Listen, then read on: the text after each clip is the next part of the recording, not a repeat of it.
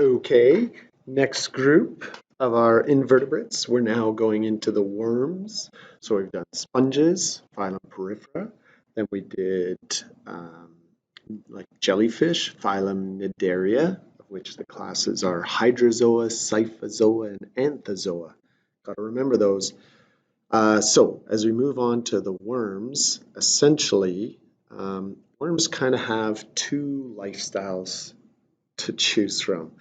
The rich and famous, or no, but they have what we call a free living lifestyle, right? So this means they kind of, they can live in aquatic systems, terrestrial systems, and they're just like anything else out there free living in the world, or they live inside some organism and we say that they're parasitic, right? So those are kind of the two lifestyles. So the couch potato, right? Parasite, you just kind of hang out on in a host and rely on everything from the host. Um, and you eventually become completely dependent on something, someone, or something to supply all your needs, right? This is the lifestyle of a parasite, kind of like you were for the first 9 months of your life. Now, classification. So these are, again, classes. So we're in phylum Platyhelminthes. So domain Euchera, kingdom Animalia, phylum Platyhelminthes, which basically just means flat, right? Flatworm. And so three classes include Cestota. And so I just wanted you to have a look here as well. You've got like 14,500 species. I don't know if that's all of them, but that's a fairly large number of different kinds of species. Cestota, there's about 5,000 or so species of these guys, and Cestota is your classic tapeworm. So class Cestota is your tapeworm, which, live in the intestines of most vertebrates, including us. Intestines of vertebrates is where you find them, so they're parasites, right? Vertebrates. Right? Then you have Trematoda. So Trematoda, there's about 9,000 or so species, and these guys are what are called flukes. So they come in a variety of different forms. There's like blood flukes, liver flukes, right? Blood, liver, or other, but again, right? Parasites. And so parasitic. These are the parasitic groups. And then you have Turbellaria, of which there's about 4,500 species. So clearly, I guess I'm way off on my estimate here of 14,500. But so these are mostly marine. And but a few are freshwater. So few freshwater, but these are what we call the free livers, right? Free living. So they don't live inside of anything. They live in the environment, anything else, but they definitely warrant a little search here. So if we look up turbellarians, these are pretty impressive little flatworms. And I'll try and show a video to show how they move, but really pretty colors. Like you can see this one, of course, living in a marine environment along coral and coral reefs and such. Here's one that's looking really pretty. They have this kind of ribbon-like appearance. And if we look at them in a video kind of moving, you would sort of see that. Let's see if we can. But definitely you can see the flatworm nature of them, right? And there you go. So very pretty, lots of colors, can blend in with the different environments or just sort of signal to others that, hey, I'm not good to eat. I don't know. Somebody's made a weird video. Anyhow, you get the idea. So those are the three classes. Now let's talk about their body plan and such. So their symmetry, well, you can kind of see is here we have the evolution of bilateral symmetry, right? So kind of a left and right side. So split evenly down the middle. They are increasing in development of tissues. So they have, they lack a coelom. So they lack a coelom. So remember that coelom is a body cavity. So they don't have that body cavity. So therefore, we call them acoelomates, right? Remember when you stick the letter A in front of things, it means lacking or without. But they are the first group. So sponges don't have this, cnidarians don't have this, but they're the first group to exhibit all three germ layers. Okay, so the jellyfish had a couple of germ layers, and then it had sort of this pseudo germ layer, but these have, flatworms have all three germ layers, first to exhibit all three germ layers, the ectoderm, mesoderm, and endoderm. But no, whoops, no body cavity. So this is an important characteristic of these guys. Remember, they are acoelomates. Okay.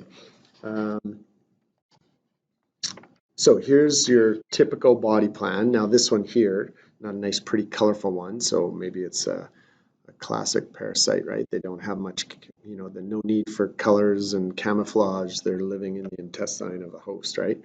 But some kind of interesting things to pick up on here is what we're going to see is this is the mouth and the pharynx here that's kind of exposed externally, and it goes into this gut, which we see right over here. I'm kind of trying to highlight. So again, they don't have a mouth and an anus. They have a two-way digestive system, just like the jellyfish. Food and such will enter into this, right? Enter into that gut or into that mouth, and then end up in this area here in just this gastrovascular cavity. Now you saw that pretty picture of the tubularian kind of swimming through the water. So in order to swim, you got to have muscles, and in order to coordinate those muscles, you have almost like this ladder-like nerve system. So you see over here, this is in blue, the nervous system.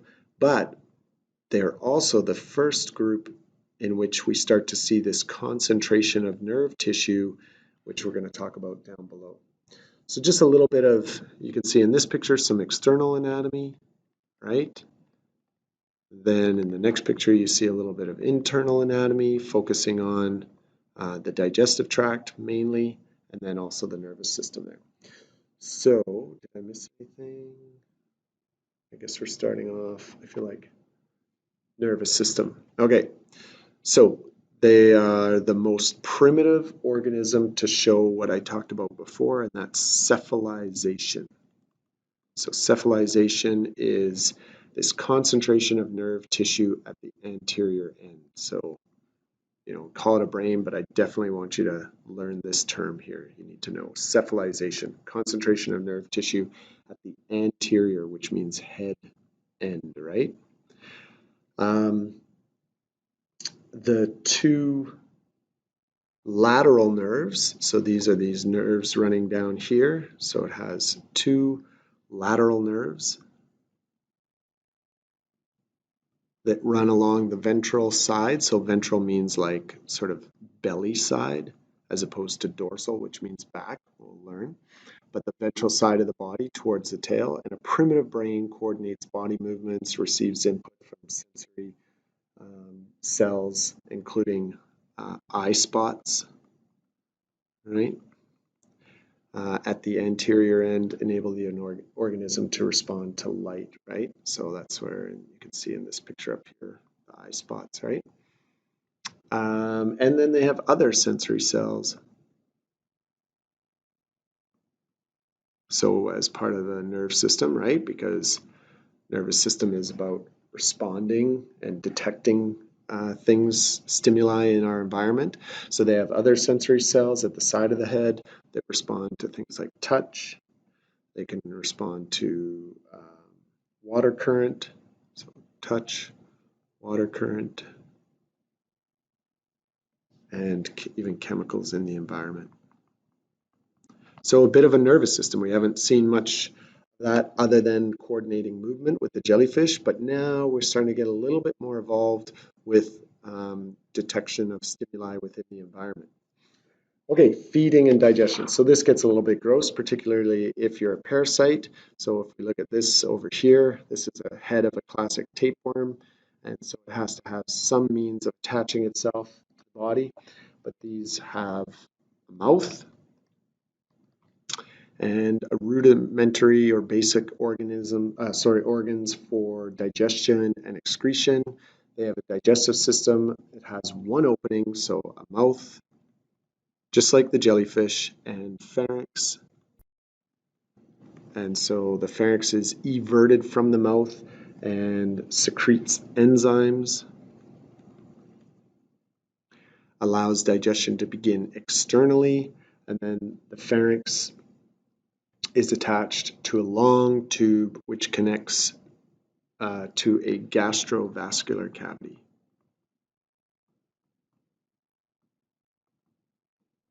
Right, so this gastrovascular cavity is like a closed, well, not a closed sac, but it's so the mouth goes directly into the sac, which we were talking about before. So here's where that pharynx and mouth would empty into, and it's just two-way, right?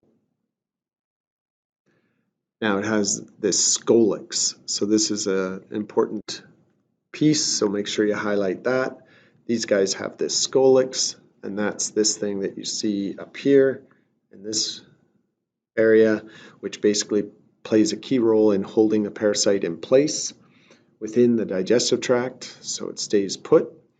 And then as far as excretion goes, so how does it start to get rid of its waste? Well, up until this point, everything just relies on diffusion. Again, whatever waste just diffuses out of the body, but it's not very efficient. So now we were getting these specialized flame cells, right? So these specialized flame cells that help excrete waste. So another important structure of these guys. So there's digestion and excretion, right? Simple mouth, take in your food, sits in a gastrovascular cavity, just sits there digesting. The animal absorbs nutrients, and then it just chucks the waste right back out the way it came. Now, as far as respiration and circulation, so they have no respiratory or circulatory system. So again, these functions take place by diffusion, so very simplified. And again, that's why they're not very big. That's why they don't move very fast, because diffusion is a very inefficient process to get in oxygen and get rid of CO2, right? So diffusion and osmosis through the body wall, right? So slow and inefficient. Okay. Reproduction, pretty straightforward. So they also can reproduce asexually through fragmentation. So the tapeworm is, and much like many other flatworms, parasitic, they have regenerative fragments. So if they were to break off these structures called proglottids, a proglottid could grow into a whole new worm just through asexual reproduction. But many of them are also hermaphrodites, which means that they include both male and female sex organs in the same body. So here's a picture over here. You can see that in different sections it's got ovaries, in other sections it's got testes, right? And so for sexual reproduction, you've got a sperm duct, which can receive sperm and fertilize eggs in the ovary, right? And so they can undergo both sexual reproduction and asexual. Very good video to check out on the Moodle called Shape of Life, Sexual Reproduction in Flatworms. Very interesting. And as far as their ecology goes, again, like I said before, two forms of lifestyles. They have the free living, which is mainly the turbellarians, right? Class Turbellaria. So just think of pretty marine worms. Lots of vibrant colors, living free. And then, of course, parasitic, right? If you're parasitic and you live in a host, then you have something called a tegument, which is really important. This is a transparent covering that basically prevents them from being digested by the host, so we don't break it down. So that's a characteristic of parasitic worms. Some of the parasitic groups, remember, include the flukes, and those flukes are class Trematoda. And I can show you a picture of those. They're less pretty than the turbularians, right? And the other one, the tapeworms, is class Cestoda. And so just go through and make sure you highlight some of these key characteristics in it. The tapeworm, again, they live as parasites in many invertebrates, in the digestive tracts, intestines of many invertebrates. The tapeworm head is armed with those suckers or hooks called the scolex. So just a review there that allow it to attach to the host. And behind the scolex, so if we look back up here in this picture, behind this head type body is, we're going to see these divisions, like these divisions down here, which are called the proglottids. And these are the sacs of hermaphroditic sex organs, right? Which can produce large number of eggs. That's why you end up with more than one tapeworm. And that is it, other than, yeah. Well, fun fact, if you want to be grossed out by tapeworms, is that a single tapeworm, whoops. So, fun fact, single tapeworm equals about 2,000 proglottids. So those little reproductive sections, and can exceeds 10 meters or about 33 feet. So, that's nice in your digestive tract. Here's a little bit of the life cycle, why we don't see this in well-developed countries, but why do these things get transmitted through contaminated meat? Well, what you want to think about is we irrigate crops. Some places around the world irrigate crops with water that is not particularly clean. And so you get these proglottids, right? That could be in water that is coming off of various farms and fields in which livestock coexist. So you get feces and fecal contaminant in that water, which can then contain some of these, that then is irrigated over the grass, which this nice little cow eats. And then these little reproductive structures, these embed within the muscle. We eat that contaminated meat and we have a tapeworm. Or, our dog eats some other dog's poop and it ends up with a tapeworm. But again, that's typically in more third world countries where they don't have quite the infrastructure for clean water and clean water that irrigates. All right, there's our flatworms. We're all done. On to the annelids next. Please make sure you print off in the email that I send the nematodes, which are the roundworm. So you're on your own for those. Read through, highlight, and we can discuss in class.